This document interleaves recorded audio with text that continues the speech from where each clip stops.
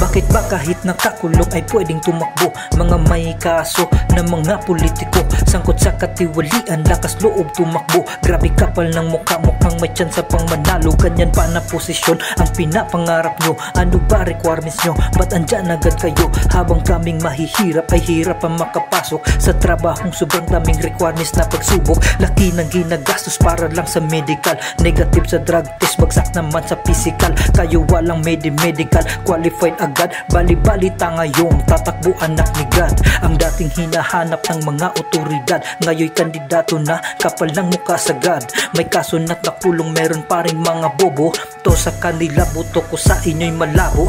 Kakaiba talaga pag may pangalan ka, sa kasalanan ikay nagtagot, hinahanap ka. Sobrang unfair naman, agad kayong qualify. Alanganin pa kami pag mahit sa NBI.